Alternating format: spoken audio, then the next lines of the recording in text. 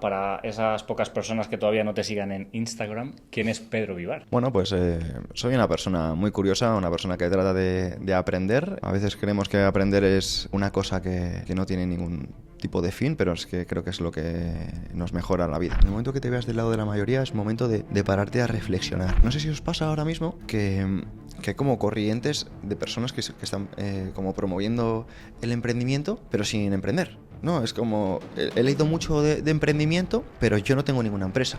O yo ni siquiera he vendido nunca nada. Pero bueno, sí, lo que vendo son cursos de emprender. Pero es como, esto es una incoherencia, ¿no? Yo me he dado cuenta que el mayor problema que tienen las personas no es el encontrar el programa adecuado o, no, o la dieta adecuada, sino hacer lo que deben hacer. O sea, da igual el programa, o sea, da igual la dieta, da igual lo que sea. O sea, es que lo hagas. Que estamos utilizando términos de las matemáticas para las ciencias sociales. Y la igualdad es un término que queda muy bonito, pero es un término de la matemática. Y es que no somos iguales. Eso creo que es algo que se ve de forma obvia, pero queda muy bien, queda muy bonito y es una idea. Hay veces que buscamos una igualdad a nivel de ideas que genera muchas veces comparaciones innecesarias. All right. All right. Un día más aquí en Crudo por Venice. Hoy tenemos al señor Pedro Vivar con nosotros. ¿Cómo estás, Pedro? Estoy encantado. He estado escuchando el podcast que le habéis hecho a mi amigo Andrés y me ha encantado. Así Me alegro de que te haya gustado. Ahora tenemos uno muy interesante contigo. Para quien no te conozca, para esas pocas personas que todavía no te sigan en Instagram, ¿quién es Pedro Vivar? Bueno, pues soy una persona muy curiosa, una persona que trata de aprender y sencillamente pues está viviendo un fantástico proceso a través de ello, beneficiándose de este mismo proceso, valga la redundancia, ¿no? A veces creemos que aprender es una cosa que no tiene ningún tipo de fin, pero es que creo que es lo que nos mejora la vida. No hay nada que haya encontrado que te haga más fuerte, más sabio o más rico o más feliz. Yo, Pedro, quiero hacerte una pregunta que es muy sencilla, pero es ¿cómo estás? Y te la hago a ti especialmente porque te conozco desde hace tiempo y te sigo desde hace tiempo. Y para mí es una pregunta muy importante a la que no le damos muchas veces la importancia que merece y respondemos como bien, ¿cómo estás? Pues mira, para romper un poquito la dinámica, vamos a entender que a mí personalmente no me gusta tomarme las cosas como a la ligera. Entonces, como me tomo muy en serio a mí mismo, me gusta tomarme muy en serio a las personas con las que estoy. Entonces, si tú me preguntas cómo estás, yo trato de primero observar cómo estoy, analizar qué emociones puedo sentir y luego darme cuenta de que las emociones son decisiones. Entonces, tú puedes sentir, imagínate, euforia, o puedes sentir tristeza, alegría, puedes sentir un montón de emociones, sentimientos, pero al final, con el que tú decides prestar atención, seguramente sea el que más se manifieste, ¿no? Entonces, desde hace mucho tiempo, yo trato de estar, como dice mi buen amigo Iñaki Frade, estar horizontal. Horizontal es en un punto en el que ni me siento eufórico ni me siento apático. Esto dirás, bueno, tío, te he preguntado cómo estás, no podrías haber dicho bien y ya está. Precisamente era lo que no quería que ocurriera. Y cuando eres consciente de esto, creo que te das mucho más la oportunidad de observarte. Y cuando te observas, te das mucho más la oportunidad de que seas tú como vives y no las circunstancias las que te viven a ti. ¿A qué me refiero? Algo que me gusta expresar o comunicar sobre todo a mis seres queridos, y ahora que tengo la oportunidad de hacerlo delante de un micrófono, es que la vida que tú tienes, o digamos la realidad que tú estás experimentando, no es una casualidad.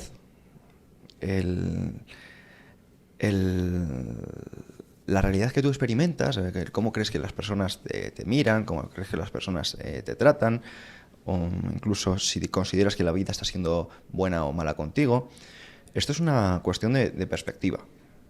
Y tú puedes ver la misma realidad de buen humor y puedes ver la misma realidad de mal humor, pero sin embargo la vas a percibir de formas totalmente distintas. Entonces yo hace tiempo que tomé la decisión de no pensar y comportarme. Y cuando hablo de esto es lo que me permite vivir con entusiasmo y dirás, pues ¿cómo estoy? Estoy entusiasmado. Lo que pasa es que cualquier persona que a lo mejor me escuche dirá que parece muy asertivo o que parece que estoy apático, pero realmente creemos que el entusiasmo es ser histriónico. Y no, el entusiasmo no es ser histriónico, es vivir ilusionado, es saber que cada día te puede sorprender y enseñar cosas. Y aprender te vuelve joven, y eso me encanta. Yo ahora mismo me pongo en el lugar de alguien que no sepa quién es Pedro y a lo mejor está un poco alucinando, está diciendo, pero bueno, no le han preguntado cómo está. O sea, quiero decir, me acabo de perder. Para todos vosotros y vosotras os voy a ayudar. Pedro es emprendedor, es creador de contenido, es divulgador, cofundador de la programación neuromotriz. Pedro es muchas cosas. Ahora mismo, ¿en qué estás más centrado? De todo lo que haces, que son muchas. Pues sinceramente en estar aquí con vosotros. O sea, antes hemos estado enseñándonos un poquito, me has dicho, he sacado uno de los mementos que llevo conmigo. Y curiosamente es una moneda que pone solo puedes existe. enseñarla si quieres, ¿eh? La he guardado bueno, vale, entonces no. en la bolsa que he traído. Y tengo aquí otra que es el Buwei y el Amor Fati. Pero bueno, creo que está mi colega Andrés sacándola. Y básicamente es entender que solo... Gracias, Andrés. Es esta moneda. Si quieres la enseño aquí a la cámara. Y bueno, por detrás deja un mensaje. Y es: el tiempo no es recuperable, gástalo en aquello que importa. Entonces, yo tengo la responsabilidad de entender que solo podemos prestar nuestra atención en un sitio a la vez. Entonces me gusta ser respetuoso con las personas que han decidido dedicar su tiempo a pasar un rato con nosotros, ¿no? Entonces estoy aquí y no tengo pensado lo que voy a hacer dentro de un rato. O sea, para mí no existe dentro de un rato, solo existe ahora. Vale, te voy a hacer la pregunta de otra forma. Vale. Si tú ahora mismo te abrieses Tinder, ¿cuál sería tu descripción? Tienes que poner una, porque si no yo paso, no hago match, tío. Bueno, a ver, pues eso es una aplicación de ligues y supongo que en esa aplicación de ligues diría que disfrutón que no busca compromiso o algo así. Vale, me gusta, bueno, hemos conseguido yo una definición. Yo me pondría esa definición también. Ahora mismo en mi punto de vida, disfrutón. Me encanta. Quiero que hablemos un poco del tema de la programación neuromotriz. Yo me acuerdo cuando surgió, cuando empecé a seguirlo, a raíz de tus redes, que me fascinó. Además, estaba en un punto cuando yo lo conocí que estaba como muy inmerso en mi faceta de profesor, como divulgando sobre biomecánica y demás, y dije, joder, o sea, me flipa que alguien le esté poniendo o dando forma a todo esto, más allá de etiquetas, que al final simplemente el encajar un poco lo que es la biomecánica, la biología, la física, la mecánica, y el darle forma a entender cómo nos movemos y por qué hacemos lo que hacemos, ¿no? Entonces, me gustaría que le dieras un poco forma a todo esto conmigo, y sobre todo que le ayudara a la gente que nos esté escuchando a entender y a entenderse. Pues mira, a mí me gusta decir que el cuerpo humano es una vía de expresión. Todos entendemos con mucha facilidad que el lenguaje es una vía de expresión, que nuestras emociones son vías de expresión. Sin embargo, nuestro cuerpo también está hablando y no necesariamente utiliza palabras.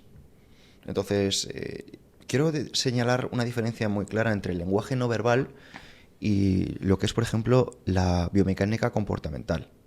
Porque un lenguaje no verbal puede entenderse de una forma muy sencilla, ¿no? Una persona que cruce los brazos o una persona que a lo mejor esté sacando más el tórax.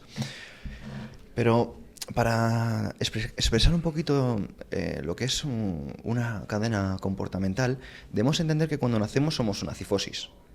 Y esa cifosis, en función del desarrollo humano, dependiendo si tiene un entorno estimulante, pues va desarrollando unas cadenas más de apertura, distintas si tiene un entorno más intimidante, que le va generando pues otra serie de cadenas. Debemos entender y dejar claro que esto no significa que haya unas cadenas que son mejores que otras, sino debemos entender si nosotros estamos expresando al mundo de forma coherente lo que nosotros estamos pidiendo al mundo, nuestras necesidades. Porque una cosa que me enseñó una de mis profesoras, Vanessa de Toro, fue que precisamente que hay personas que no están expresando al mundo lo que ellas están necesitando, lo que están demandando.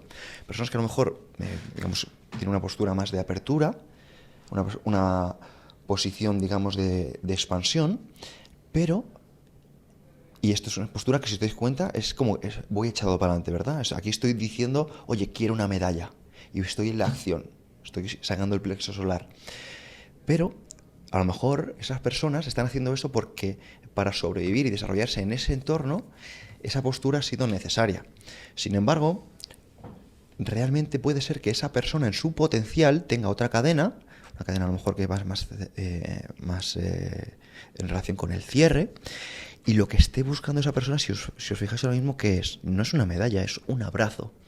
Y eso sucede que a veces nosotros no estamos expresando de forma coherente nuestras necesidades al mundo. Personas que están en la medalla, en el quiero esto, en el hago lo otro, me muevo en esta dirección y me quemo. Claro que te quemas, pero porque no estás expresando lo que realmente tú estás pidiendo al mundo, ¿no?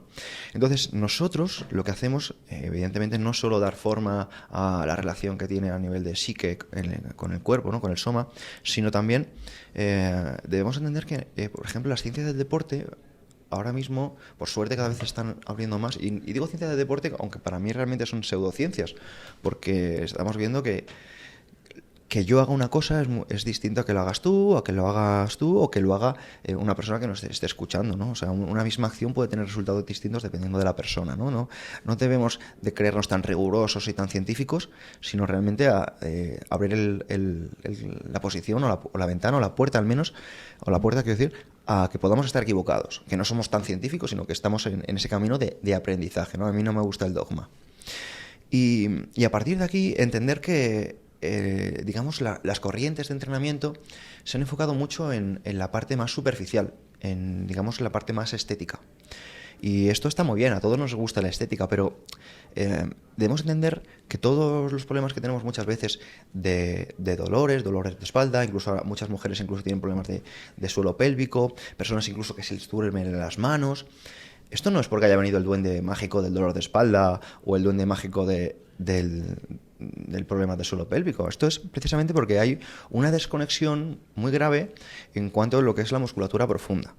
Entonces, nosotros lo que hacemos dentro de la programación neuromotriz es entender que no puedes separar respiración de postura, de elongación axial, cuando realmente estamos viendo que muchas de estas corrientes ni siquiera tienen en cuenta la postura o la elongación axial o la respiración en muchos de los gestos, o gestos deportivos o prácticas deportivas, ¿no? Entonces, a mí me gusta entender que a nosotros, por ejemplo, se nos conoce o se nos populariza sobre todo por redes sociales por movimientos más de rotación, de inclinación lateral y demás, que a nosotros nos encanta, que nos asocien con ello, con el entrenamiento de mazas, con el entrenamiento de cuerdas, con el entrenamiento de clubbells y demás, pero debemos entender que no tiene sentido que tú practiques esto, ¿vale? Sobre todo las torsiones, si tú no has trabajado ese eje axial y no tienes una musculatura profunda, porque te puedes romper. Entonces, yo agradezco mucho que me deis esta oportunidad de hablar de estas cosas, porque, de hecho, vemos muchas veces que las personas entrenan con cinturones de protección, ¿no? O sea, un cinturón lumbar y demás para protegerse. ¿Pero por qué? ¿Por qué hacemos eso? ¿Por qué se utiliza tanto un cinturón cuando hay personas que a lo mejor son capaces de levantar más peso sin cinturón? Porque precisamente están utilizando esa musculatura profunda. Entonces, ya sé que esto es un tema muy abierto y que podríamos estar hablando y demás, pero creo que con esto explicamos de una forma sencillita. Estábamos hablando un poquito de las concepciones, ¿no?, que tenemos de cada uno. Yo tengo la suerte de conocerte hace tiempo y para mí tu figura está muy ligada al estoicismo, pero porque has divulgado mucho sobre ello, ¿no? Me gustaría que nos comentases, estabas hablando ahora de la parte terrenal, de la parte física, yo ahora voy un poquito más a la emocional, a la parte de los hábitos. ¿Qué importancia tienen los hábitos cotidianos en nuestra salud física y en nuestra salud mental? Vale. Mira, a mí me gusta alejarme del mensaje mainstream, porque, bueno, esto yo leí alguna vez una cita de Mark Twain, ¿no? Decía, en el momento que te veas del lado de la mayoría es momento de pararte a reflexionar. A mí no me gusta hablar de de hábitos como buenos hábitos, malos hábitos y demás, ¿no? O de diferenciar rutinas de hábitos, que me parece súper bien, ¿no? Pero yo creo que ya hay mucha gente que habla de estas cosas. A mí personalmente lo que me gusta es diferenciar si tú estás siendo coherente con tus acciones hacia la dirección en la que estás marcando tu vida, o si tú no estás siendo coherente con tus acciones a la dirección que estás marcando tu vida. Porque, por ejemplo, hay mucha crítica a día de hoy a la sedestación, por ejemplo, ¿no? Al estar sentado, pasar mucho tiempo sentado, ¿no? Y se habla de no, es muy malo estar sentado. Y vamos a ver, yo no quiero entrar en lo que es bueno, en lo que es malo y demás, porque si tú eres conductor de Uber y estás con el objetivo de hacer X kilómetros al día, o eres camionero, o eres escritor, pues está muy bien que te digan que debes estar tomando el sol, o dándote baños de agua fría, o debes estar haciendo ejercicio X horas, o debes estar haciendo no sé cuántos 1000 pasos al día. Pero tu objetivo, para ser coherente, es que publiques esa novela, o que hagas estos kilómetros. Entonces, muchas veces debemos entender que lo que nos hace más daño no es el hábito en sí, es la coherencia. Es si estamos siendo coherentes con esos objetivos o si no lo estamos siendo.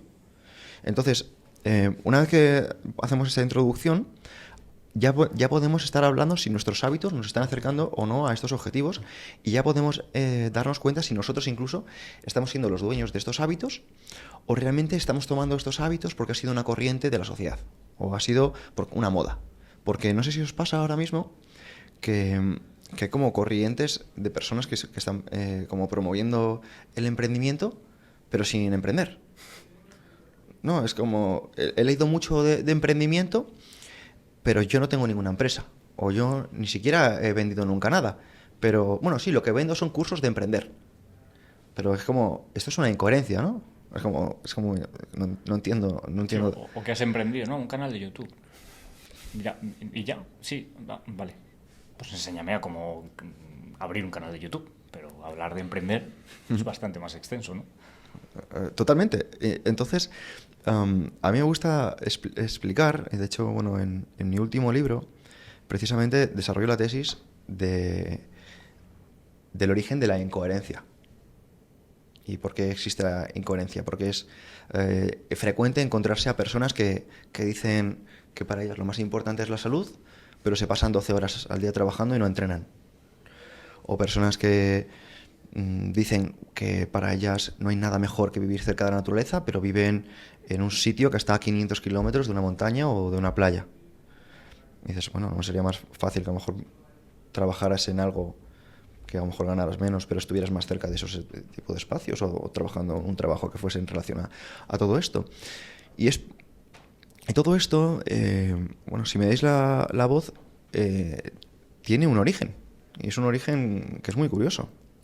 El origen de esta incoherencia, ¿vale? Pues nosotros tenemos un canon a nivel de sociedad que es un canon idealista. Un canon idealista significa que a nivel de forma de entender el mundo, nosotros como mensaje filosófico, como corriente filosófica, utilizamos el idealismo. El idealismo concretamente platónico. Digamos, el mundo que desarrolló Platón. ¿Qué significa esto? Bueno, significa que... me gustaría ir inicialmente al punto de dónde viene todo esto, y es que el origen de la filosofía occidental viene con Sócrates. Este filósofo, que se considera el padre de la filosofía, digamos que tenía unos mensajes que estaban muy en relación con el idealismo.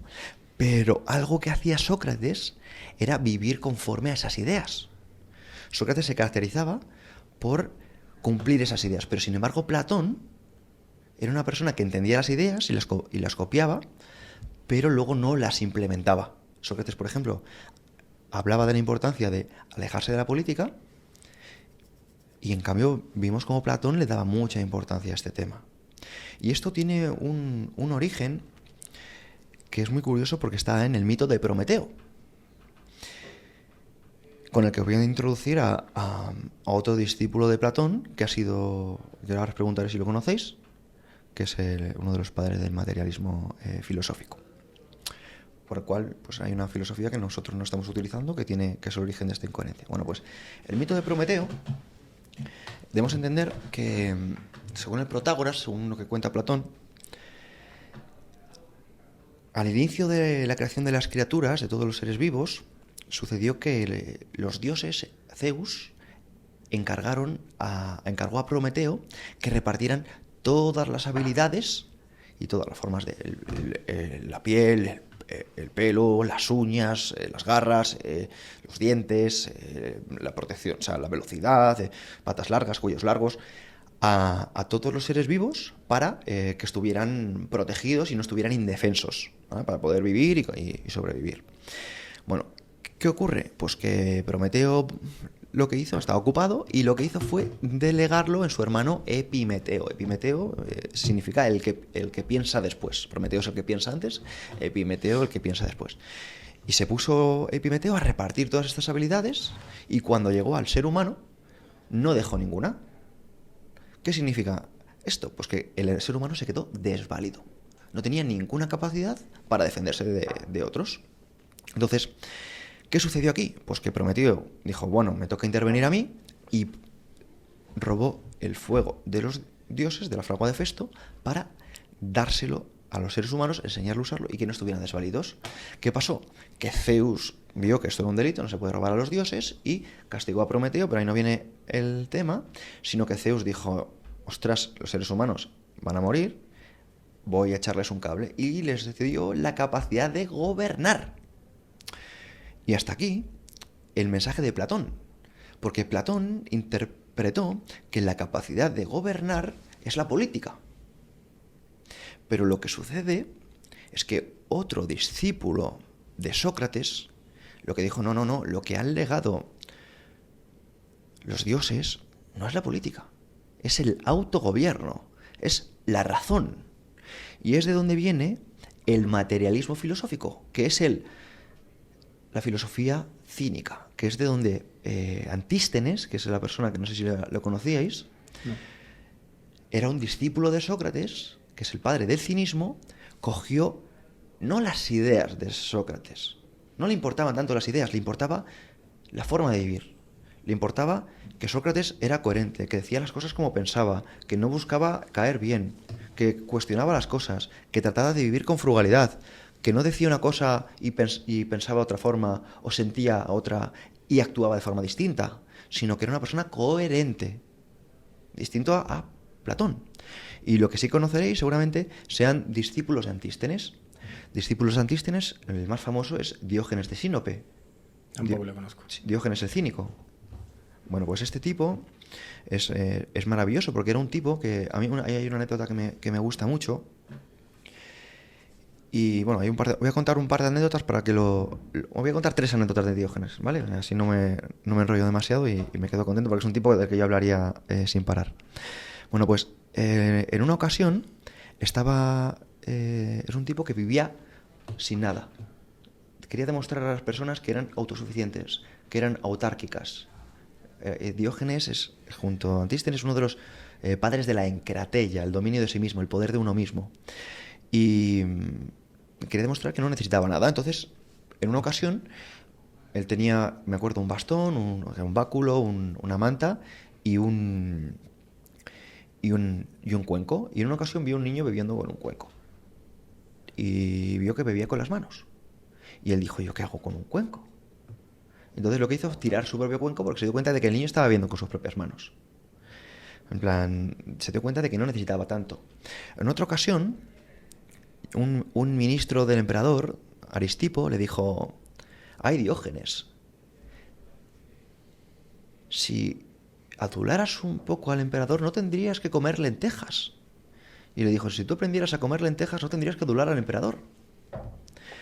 Entonces, cuando hablamos de que le dijo aprendieras a comer lentejas, es porque Diógenes, se podría decir que es uno de los padres del ayuno, pero no porque se había metido en PubMed y estaba buscando los beneficios fisiológicos, sino porque él buscaba un beneficio metafísico, o sea, más allá del cuerpo. Y ese beneficio era sentir que no dependía de nadie. Que esto es muy budista, ¿no? Es la misma historia de Siddhartha Gautama.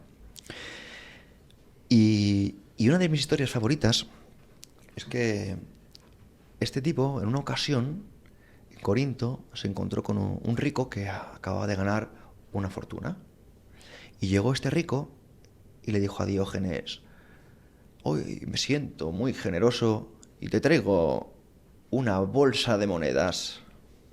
Y llegó Diógenes y le dijo, bueno, y se quedó mirándole. Y este rico, viendo que Diógenes desconfiaba de él, le dijo: no, tómalas, son para ti. Y Diógenes le dijo: ¿tienes más? Y él dijo: claro, muchas más. Y le dijo: ¿y quieres más? Dije: claro. Digo: entonces tú las necesitas más que yo. Entonces, este hombre demostró lo que es la autarquía, el gobierno de uno mismo. A día de hoy, cualquier persona que busque la palabra autarquía en Google se va a encontrar que autarquía se asocia mucho a estados. ¿Y por qué no se asocia al ser humano? Porque la palabra autarquía se asocia más a gobiernos, países o estados. Precisamente por lo que es el origen de la incoherencia. El origen de la incoherencia es que nos hemos quedado únicamente con el legado de Platón, pero hemos desestimado el legado de Antístenes. Nos hemos quedado con el mensaje, pero no nos hemos quedado con la acción. Y en el siglo XIX, un filósofo, Hegel, Friedrich Hegel, germano, cogió el cinismo y lo quitó de los manuales de filosofía. ¿Pero por qué? Porque debemos entender que el cínico era anárquico. Y debemos entender que la anarquía, negar el poder de algo superior, es enemiga del Estado. Y Hegel es el padre de la creación del Estado. Entonces, ¿a dónde quiero llegar con esto? Quiero decir que era un interés digamos, de las propias personas que tiempo después podemos encontrar a Eugene Weber en el libro de campesinos a franceses, transmitieron la escolarización para crear ciudadanos, para crear personas que defendieran y tuvieran sobre todo la idea de Estado. Porque si tú no crees en algo, tú no puedes hacer que eso exista. Los antiguos catecismos decían que, esto me encanta, es del profesor Miguel Alonso Bastos, se lo escucha a él, decía, los antiguos catecismos decían que el mayor logro del diablo es hacerte creer que no existe. Pero debemos entender que el mayor logro del Estado es hacerte creer que existe. Porque ¿cómo vas a pagar impuestos a algo si no existe? Pero sé que el Estado no es más que un grupo de personas organizadas. Porque si nosotros tuviéramos que decir: vamos a pagar impuestos a José y a esta persona y a esta persona y a sus amigos, no lo pensaríamos más. Pero como lo hacemos a un ente imaginario, pues nos es mucho más fácil, ¿no? Entonces, nosotros tenemos un canon idealista que es el origen de nuestra incoherencia, porque no compartimos ese materialismo. Quiero unir esa última palabra que has dicho, incoherencia, con un poquito la pregunta que te hacía yo sobre los hábitos, más allá de las diferentes reflexiones que has compartido. Yo he sacado una en claro, ¿no?, con todo lo que has dicho, que sería: no hay hábitos correctos o incorrectos, los hay coherentes o incoherentes en función de, bueno, pues tus objetivos o la vida que quieras llevar, ¿no? Eso está bien, porque siempre solemos catalogar las cosas de buenas o malas, ¿no?, cuando realmente la coherencia está como por encima de todo eso, ¿no?, de todas esas etiquetas. Pasando un poquito de tema, porque si nos metemos en el Estado, creo que haríamos otro podcast aparte. Has tenido dos accidentes, dos experiencias traumáticas, hablando físicamente, ¿no? Bueno, y no tan solo físicamente. Una fue una caída escalando, que ahora sí que nos cuentas un poquito más desde tu perspectiva, que es la importante, y otra entrenando. Bueno, escalar es entrenar, pero en esta otra estabas en unas paralelas, ¿no?, y caíste de mala manera. Cuéntanos un poquito qué ha supuesto esto en tu vida, cómo te ha transformado, porque entiendo que mucha gente que nos pueda escuchar ha podido sufrir circunstancias similares y a lo mejor les ayuda tu visión al respecto. Pues mira, quiero responderte siguiendo con la línea de lo que hemos hablado antes de lo que es la encratella, de lo que es el autogobierno. Cuando tú decides que eres la persona que va a regirte a ti mismo, lo que sucede al exterior pues tiene impacto. Sin embargo, se pone como en una balanza, y es: ¿voy a dejarme llevar por lo que el contexto me está empujando, o voy a dominar la encratella, voy a dominarme a mí mismo, lo que yo decido sentir. No lo que el entorno o el contexto o la circunstancia me está empujando, ¿no? Pues en esos momentos yo no conocía esto.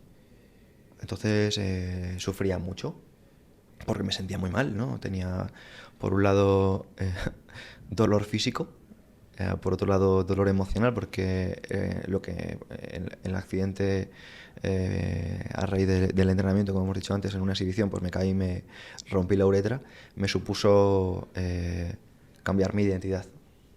¿Qué significa cambiar tu identidad? ¿No? Que eso es un poco lo que más duele, ¿no? Porque lo que más duele, debemos entender, es la pérdida de la certidumbre, la pérdida de saber quién eres. Entonces yo me asociaba a mí mismo con una identidad, ¿no? Entonces yo era deportista, dueño de un gimnasio, era entrenador, era una persona atlética, y en 24 horas me convierto en una persona que no es nada de lo anterior. Entonces tú mismo sufres. ¿Qué es lo que te está haciendo sufrir aquí, no? Pues a mí personalmente ya no es el dolor físico, que no, porque llega un momento que la medicación te ayuda en ese momento a reducir el dolor físico, sino a no saber quién eres, ¿no?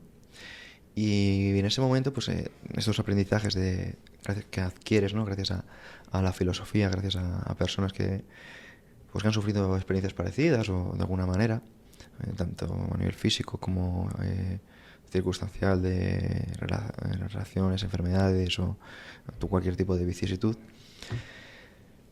te ilustra o te ilumina y te enseña cosas que tú a lo mejor no conocías, que es un poco con lo que hemos empezado, ¿no? Que tú puedes ser el dueño de cómo te sientes.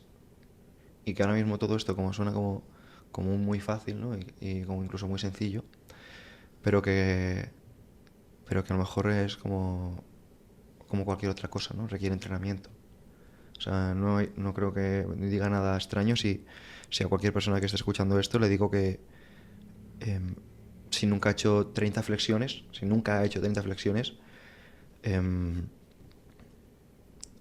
hacer 30 flexiones le va a suponer un reto, o incluso hacer un muscle up va a creer, o una dominación, o hacer el pin, o hacer algún gesto, va a creer que no es para él, ¿no? Si no lo ha hecho nunca. Pero ¿qué es lo que nos ha llevado a cualquiera de nosotros a hacerlo? Un entrenamiento, ¿no? O sea, en el momento que entendemos que nosotros no empezamos nada siendo buenos, o sea, yo creo que nadie empieza en el colegio siendo bueno, nadie empieza en un deporte siendo bueno, nadie empieza en una empresa siendo bueno, nadie empieza en una relación siendo bueno. Creo que si alguien dice que ya es bueno, es como que no es consciente de todo lo que puede mejorar, ¿no? Creo que se está limitando a uno mismo. Pues creo que en este tipo de gestión emocional yo no era bueno, y las circunstancias me obligaron a empujar y a entender cosas que yo no comprendía. Pero son cosas que como hemos comentado antes, ya nos enseñó, pues para mí, el padre de la filosofía, que es Sócrates, que son la figura que tratamos, o al menos yo trato de emular. Ahí, de todo lo que has comentado, todas las historias y anécdotas que nos has contado, desde Platón, desde el origen de la incoherencia y demás, yo he ido un poco, a mí también me gusta mucho la filosofía, y me he ido quedando con cosas que me han ido resonando y que quiero hilar con lo que has mencionado varias veces, que es la encratella y el proyecto que tienes con ello, ¿no? Al final, por resumir y por hacerla a lo mejor más entendible, que a mí me pasaba, yo era en la clase y en la universidad era el que me gustaba la filosofía, pero era el raro y nadie lo entendía. Entonces, por hacerlo un poco más fácil a la gente, corrígeme si me equivoco, la sensación que me ha dado es: eres lo que haces, no lo que dices que vas a hacer. Creo que es el mantra que más coherencia puede tener al respecto. Y por mencionar, que no lo has mencionado, pero ahí creo que encaja en esto perfectamente, Aristóteles decía que al final un pensamiento lleva a una acción lleva a un comportamiento repetido forja un carácter, y ese carácter te lleva a un destino o a un propósito, que es lo que más coherencia le va a dar a a tu día a día, ¿no? Entonces, todo esto, ¿cómo lo estás hilando o cómo lo estás canalizando en tu proyecto que es Encratella? Pues nada, sencillamente... ¿Tienes alguna inspiración o...? Mira, has mencionado a Aristóteles y hay un autor que dejó muy pocas líneas, que es Heráclito, que tiene un aforismo muy breve también, y es carácter, destino.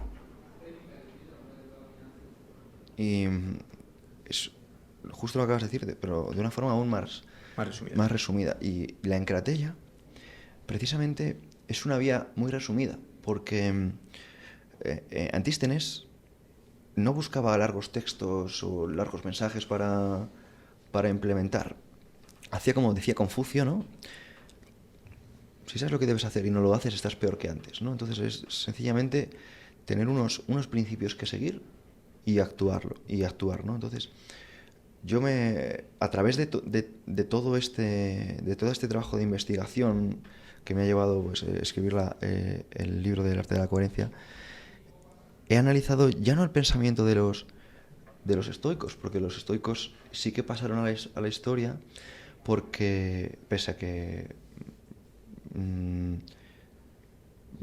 no es oro tanto como reluce, ¿no? Muchas veces las historias, ¿no? Yo siempre he sido muy defensor de ellos y realmente con los que me quito el sombrero son con los cínicos, porque los cínicos eran ágrafos como Sócrates, y es porque realmente no necesitaban mostrar nada. De hecho, por ejemplo, Epicteto también era ágrafo. Fue Flavio Arriano quien recopiló su mensaje, que ni siquiera era su mensaje, era el mensaje de la vida de Diógenes.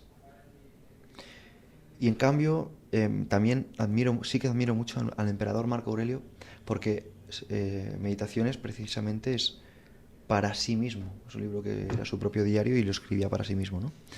Pero, respondiendo a la pregunta, la encratella yo la he resumido en 10 preceptos, como unos pasos a seguir. Voy a tratar de ser breve resumiéndola. El primero sería el logos. Entender que es nuestra misión ver las cosas como son y no como nuestras emociones colorean. Porque las emociones nos pueden engañar. Podemos caer en las ideas del mundo de otros en lugar de las nuestras, ¿no? Y a mí me gusta siempre decir que la vida no tiene reglas, o creas las tuyas o vives las reglas de otro. Y esto, un ejemplo que podemos entender todos es, si tú no tienes claras las cosas, vas a acabar siendo lo que tus padres quieren de ti, o lo que tu entorno quiere de ti. Lo que sería un dogma, ¿no? Quizás. Sí, pero un dogma encubierto, o sea, dentro del inconsciente. Porque yo creo que a todos nos a mí al menos sí me ha pasado, no sé si a los demás, que yo he estado haciendo cosas que yo he dicho, ¿esto es mío? Hostia, esto no es mío, esto es de mi entorno, esto es de mi familia, esto es de otras personas, ¿no? Yo estoy buscando esto para ganarme la aceptación del exterior, no la mía propia, ¿no? Que es la diferencia de honor frente a integridad. Porque el honor es esto que queda muy bien muchas veces, ¿no? Hay que ser honorables, pero el honor, que viene de timé en griego, timé que significa valor o precio o aprecio, que es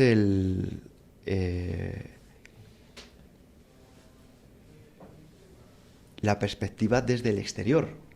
Tú eres honorable para el exterior, pero la integridad es para ti mismo. O sea, la integridad es no pretender ser otra persona. Porque vamos a entender que el honor y la integridad pueden chocar. Y que no todo el mundo va a escoger la integridad llegado el momento. Y esto yo lo digo porque yo me he observado a mí mismo en esta dicotomía.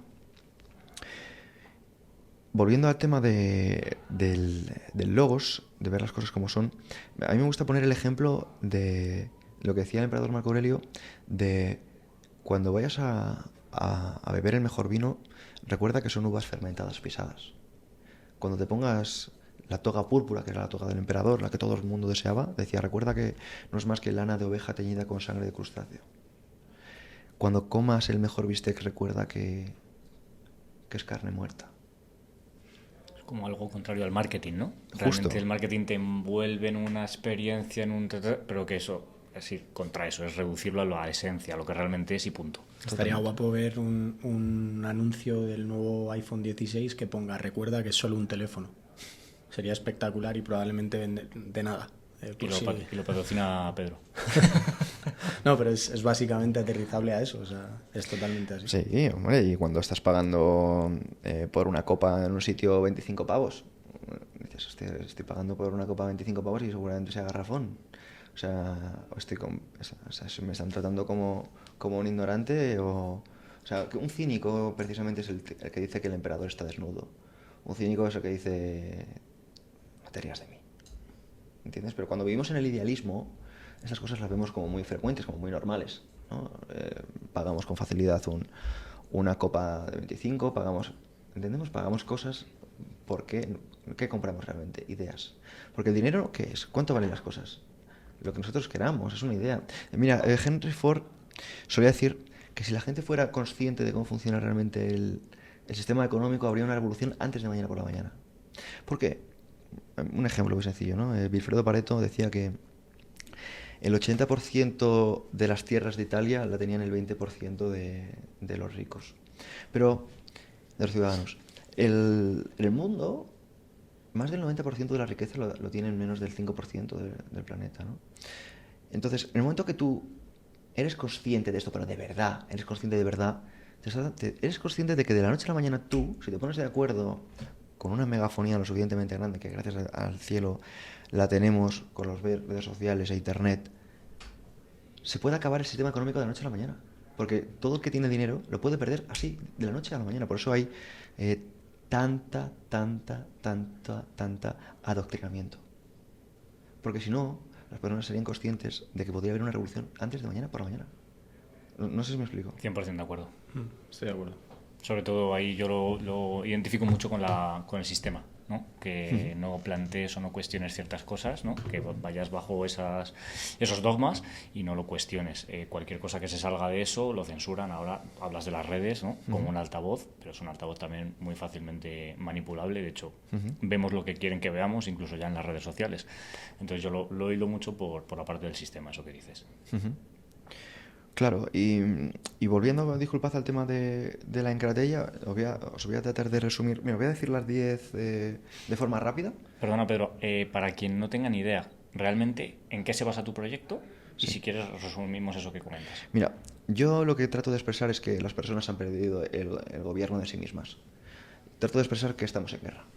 Y que la guerra no es una guerra, como decía, ¿no? Que esté en las calles en cuanto a armas o violencia, sino que es una guerra por nuestra atención. Es una guerra espiritual. En 1999 el cantante y compositor Prince, en una gala, comentaba que es divertido jugar con el ordenador, jueguen con el ordenador, pero no dejen que el ordenador juegue con ustedes. Ya han visto Matrix, estamos en guerra, disfruten con Internet, jueguen con Internet, pero no dejen que Internet juegue con ustedes. Es una guerra espiritual cuyo precio es el alma. Yo siempre digo que nuestra atención es nuestra consciencia y nuestra consciencia es nuestra alma. Aquello donde ponemos nuestra atención crece. ¿Por qué? Porque tu atención es tu consciencia y tu consciencia es tu alma.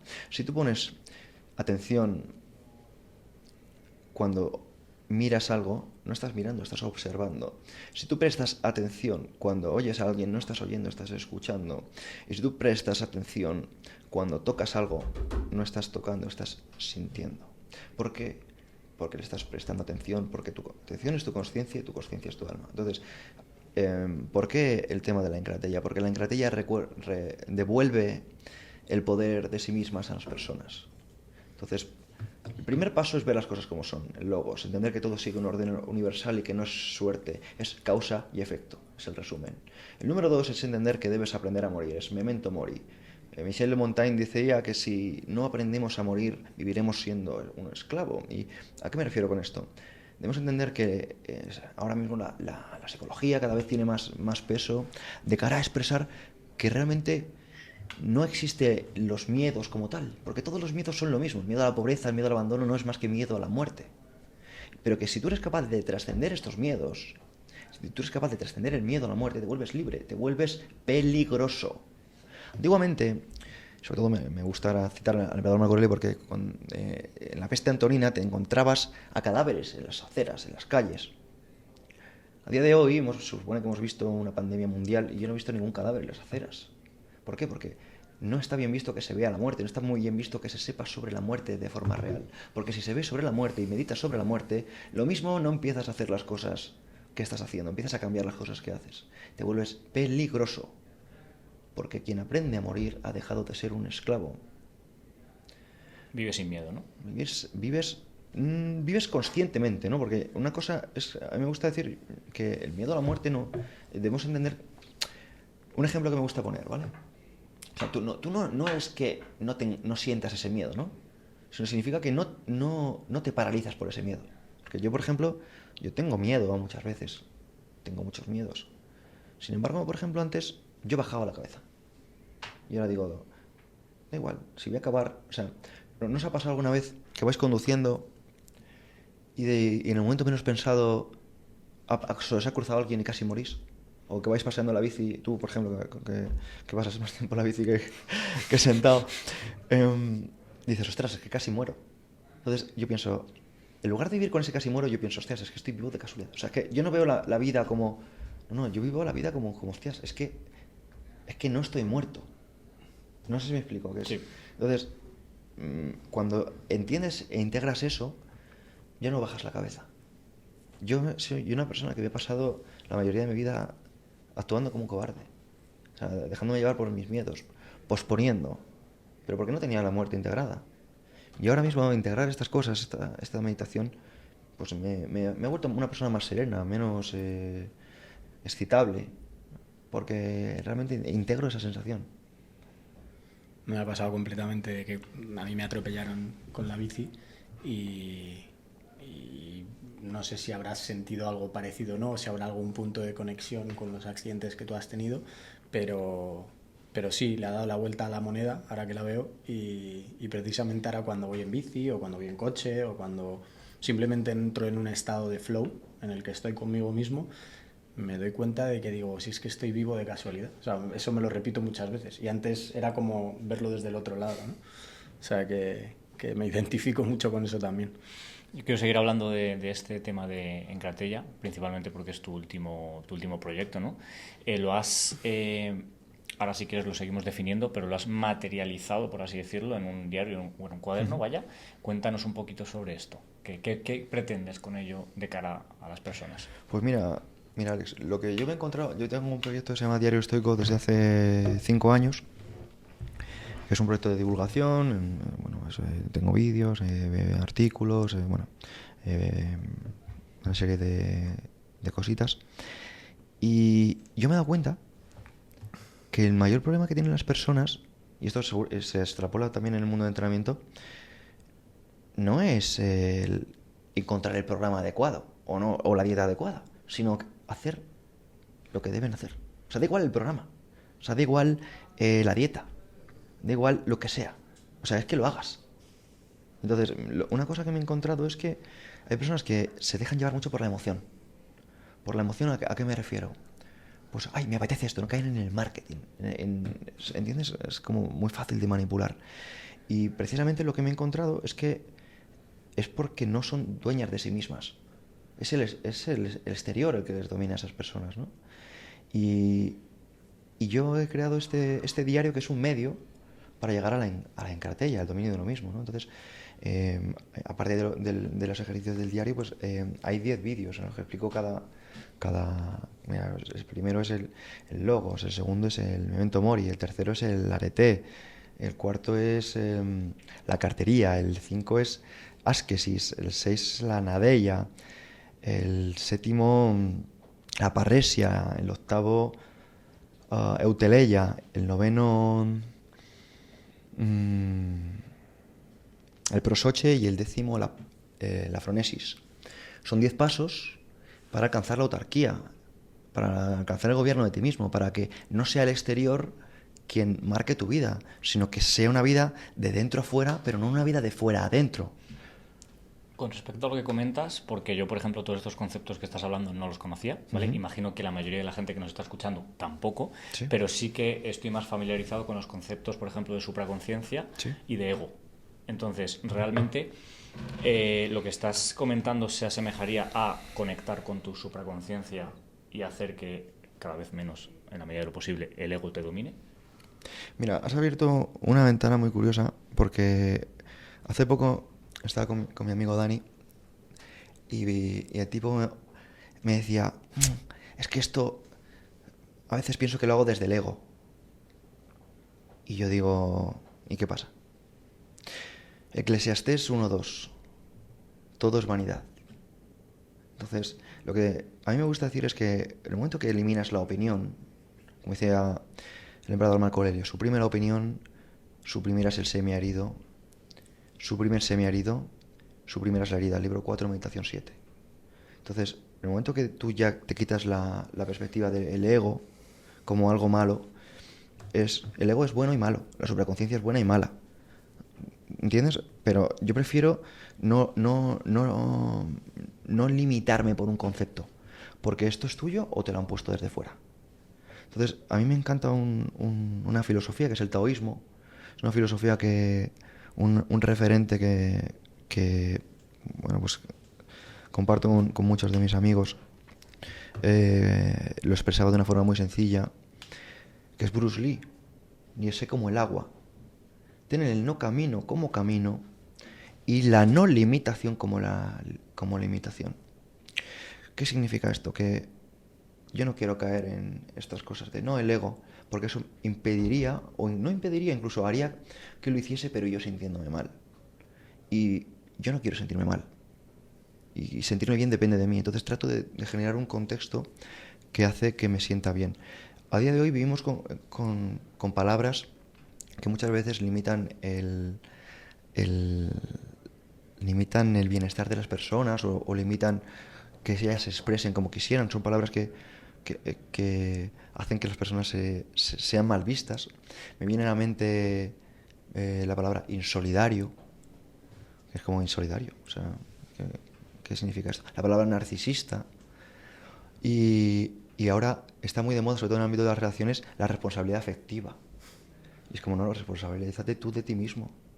Afectivamente, quiérete y verás que el exterior te va a dar un poquito más igual si te ha devuelto la llamada o no te la haya devuelto, lo que sea.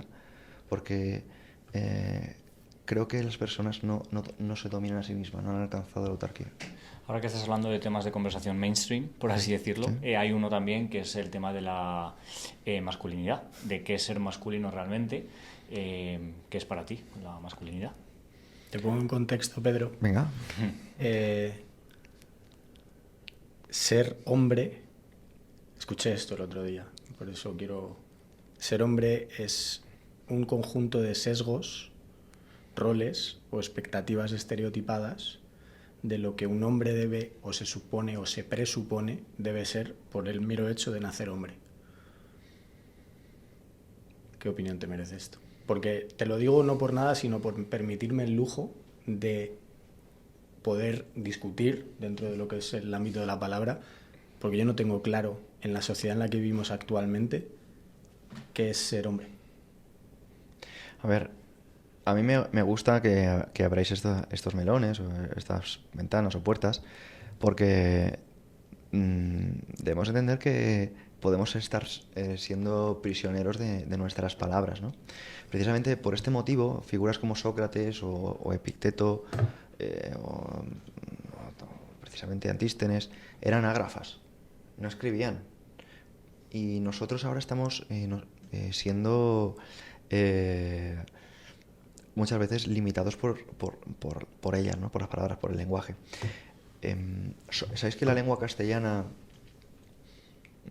es de las pocas que tiene una Real Academia de la Lengua? No lo sabía. ¿No lo sabéis? Porque eso forma parte del adoctrinamiento. Forma parte del adoctrinamiento precisamente porque quienes están muy interesadas en que tú no sepas que el 90% de la riqueza lo tiene menos del 5%, quieren precisamente utilizar este lenguaje para dominarlos, para dominar. O sea, a mí me gusta porque me gustan los retos, entonces no lo veo como algo negativo, lo veo como algo guay. Creo que la vida sería demasiado fácil de otra forma.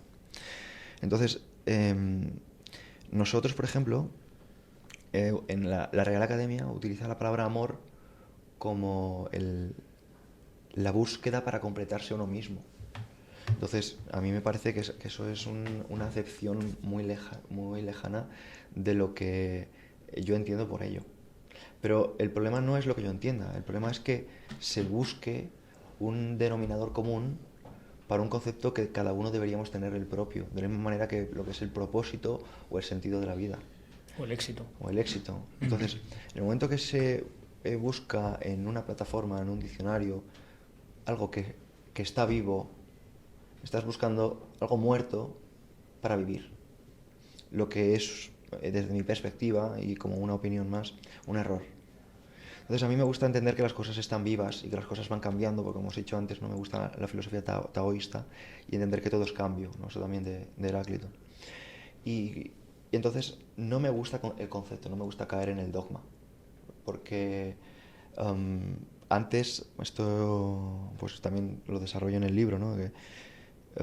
Es que caemos en la teoría de Sapir-Whorf, ¿no? La teoría de la relatividad lingüística. Dependiendo del idioma que utilicemos, estamos siendo potenciados o limitados, o tenemos una forma de pensar. No sé si sabíais, en Corea del Norte se ha eliminado la palabra yo. Entonces es un sistema en el que el Estado tiene mucho poder, y entonces cuanto más poder tiene un Estado, más control busca. ¿Cómo encontramos ese poder? Bueno, pues es, por ejemplo, nuestra pareja está feliz, o nosotros somos buenos estudiantes, o entendemos, buscamos ¿qué?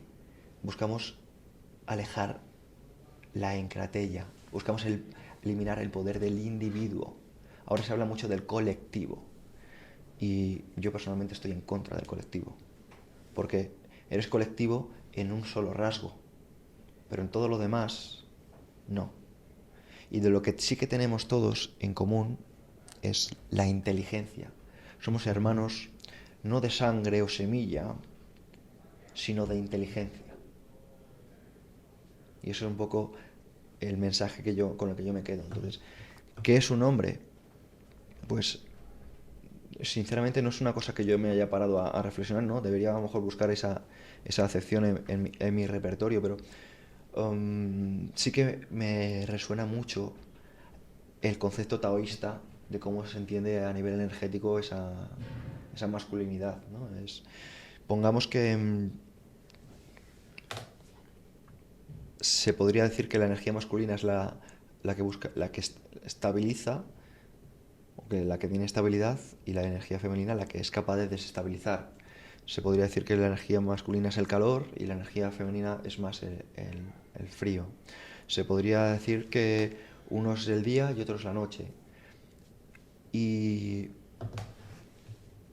cuando entendemos desde el taoísmo, que es un poco la filosofía que a mí me representa para explicar estas cosas, y yo pues desde aquí me gustaría compartir una pequeña bibliografía de un autor que me gusta mucho, que es David Deida. Tiene un libro que se llama El camino del hombre superior, que explica con mucha sencillez lo que son las energías masculinas y las energías femeninas desde el taoísmo, ¿no? Y da mucha luz, ¿no? Porque esto lo hablaba hace poco con una persona muy influyente. Lo que pasa es que no quiero decir su nombre porque es un ámbito que quiere reservar a su vida más privada. Y comentaba que a día de hoy la mujer está buscando más el emprendimiento, está buscando más el dinero, está buscando más ese éxito social, porque el hombre no se lo da. Porque ella se ha visto ha soltado a una persona en un ámbito de tiburones, y una mujer, si tú la sueltas en un ámbito de tiburones, se convierte en un tiburón. Pero a lo mejor una mujer no quiere estar ahí, y está ahí sencillamente por el contexto, porque la has puesto ahí. Entonces, también me gusta decir que el Estado, y esto yo sé que son temas controvertidos, pero a mí me da igual. Es decir, prefiero la integridad al honor. El Estado puso a la mujer en el ámbito en el ámbito laboral de la noche a la mañana, porque de la noche a la mañana tenías el doble de impuestos. O sea, algo que queda muy guay, ¿no? Que es, vamos a conseguir derechos de la mujer, que la mujer también trabaje, ¿no? Pues de repente una mujer que no tenía la necesidad de trabajar, digamos porque estaba asistida por un compañero, se encuentra con que ya no solo compite en el mercado de estos tiburones, sino que también compite en el mercado de las tiburonas. Porque para mí, nosotros lo tenemos complicado, ¿no? Nosotros estamos compitiendo, ¿no? en una sangría ahí fuera, ¿no? Pero es un poco para lo que nosotros nos hemos asociado, ¿no? Si tú miras un poquito lo que a ti te ha motivado de pequeño, era Dragon Ball, era Napoleón, Alejandro Magno, Julio César, batallas, Leónidas, pero a una mujer le han puesto ahí eso, cuando realmente ella por por sus creencias o por lo que le ha obligado también la sociedad es, debo estar preciosa, debo ser un ejemplo para mis padres, debo ser un ejemplo para mis hermanos, debo estar... es decir, lo tiene mucho más jodido que un hombre, desde mi perspectiva. Pero se lo han vendido como que es justicia y como que es igualdad. Y a mí me gusta también, dentro de esta corrupción semántica, que es el tema de las acepciones, explicar, que esto me encantó cuando tuve la oportunidad de entenderlo gracias al profesor Miguel Anso Bastos, que estamos utilizando términos de las matemáticas para las ciencias sociales. Y la igualdad es un término que queda muy bonito, pero es un término de la matemática. Y es que no somos iguales, eso creo que es algo que se ve de forma obvia, pero queda muy bien, queda muy bonito y es una idea, una vez más, ¿no? Por el canon idealista. Y se busca la igualdad material, ¿entendemos? Una igualdad material. ¿Cuántos hermanos tienes? Uno. ¿Y tú? Yo ninguno. ¿Eso es igualdad?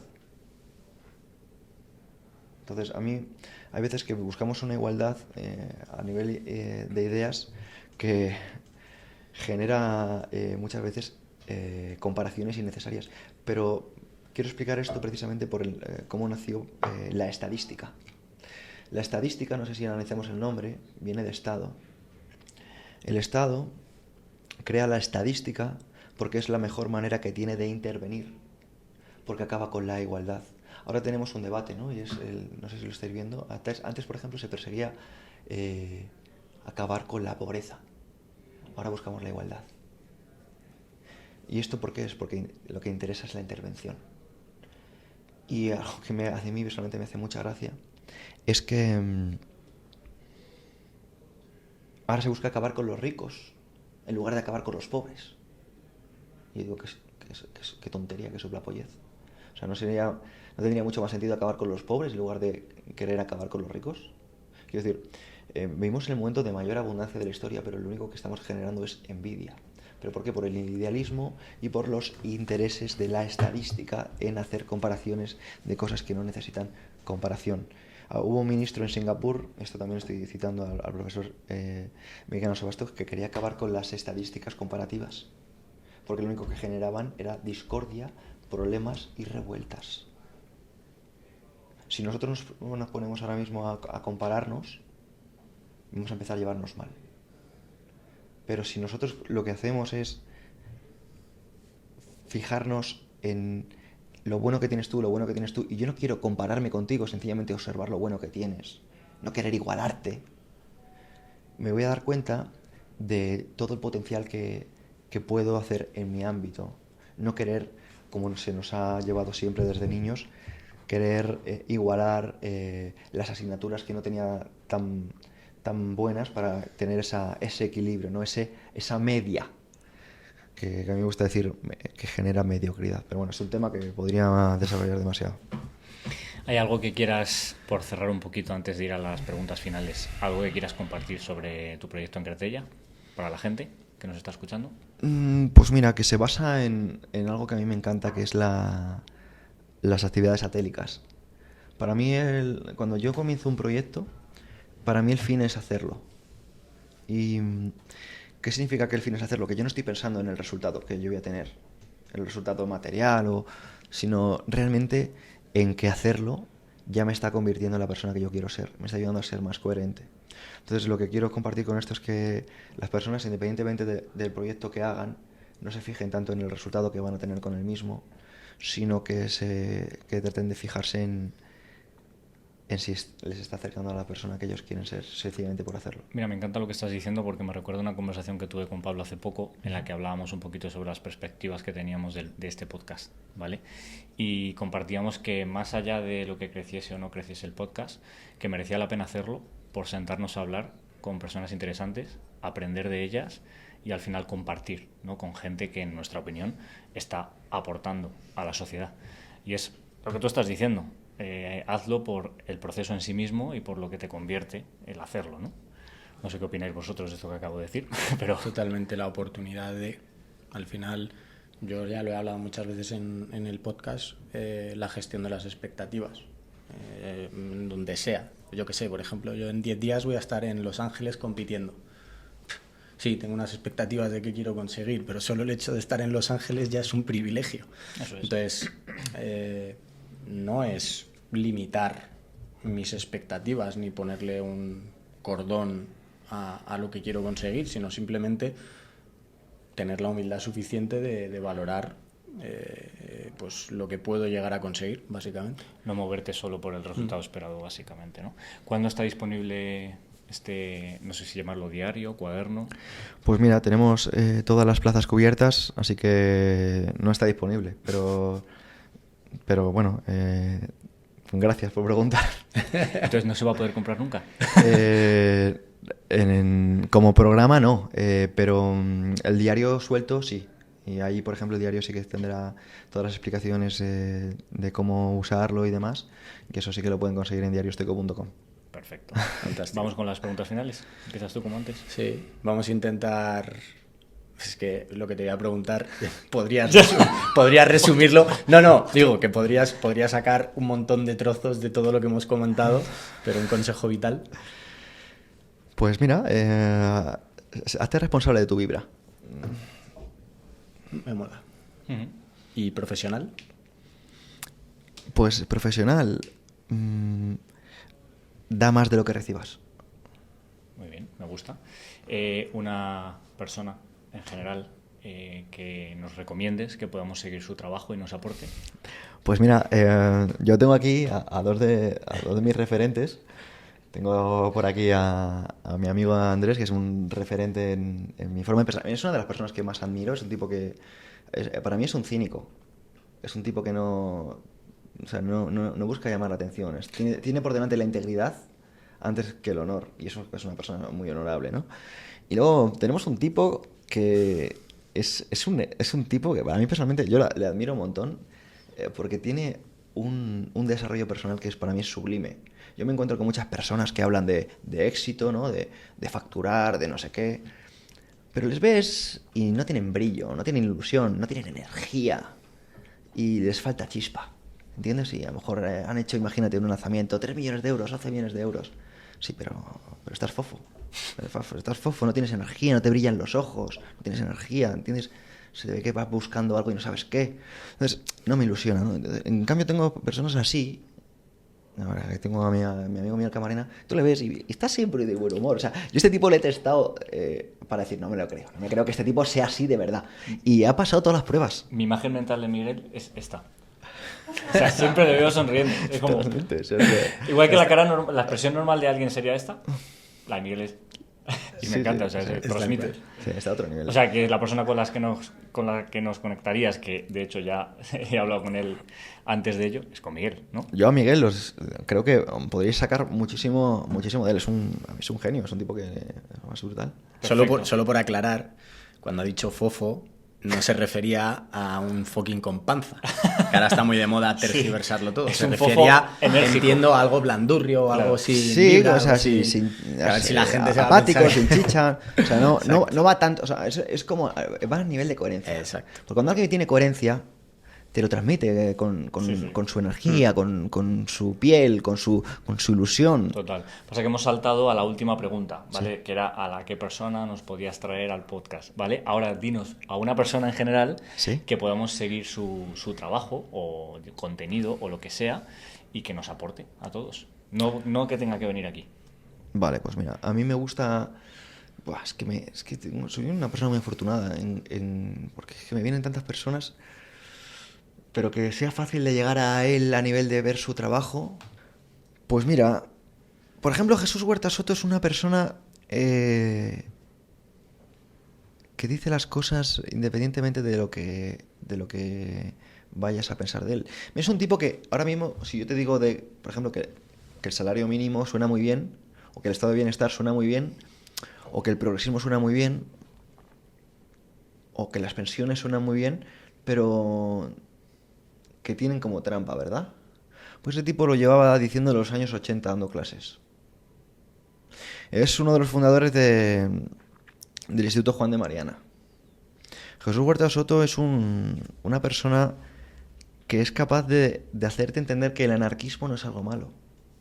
Es una persona que es capaz de hacerte entender que el capitalismo, por muy mal que suene, tampoco es algo malo.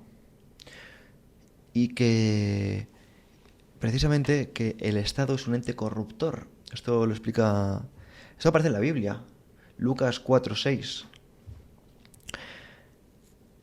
La mayor tentación de Jesucristo por el diablo le lleva a lo alto de una montaña, en unos peñascos, y dice: míos son todos los estados y reinos de la tierra, a ti te los cedo si me adoras. Entonces, el Estado es un ente corruptor. La Iglesia era anárquica cuando comenzó. Tú podías entrar y salir sin problema. Luego, ¿qué pasó? Luego se unió al Estado. Esto aparece en el Concilio de Nicea, en el emperador Constantino, unifica la Iglesia con el Estado y de repente la Iglesia empieza a corromperse. La Iglesia empieza a tener conflictos de interés, a buscar el poder individual de las personas y no de darle el poder al individuo, enseñarle que el individuo es autárquico. Y Jesús Huerta Soto es una persona que lo explica a la perfección y bueno, pues es una persona que me gustaría compartir por aquí. Perfecto, nos quedamos con eso. Pues un por mi placer. parte está. Muchas gracias por venir, Pedro. Es un placer como siempre. Gracias, chicos. Cuídate Muchas mucho. gracias. Gracias a vosotros.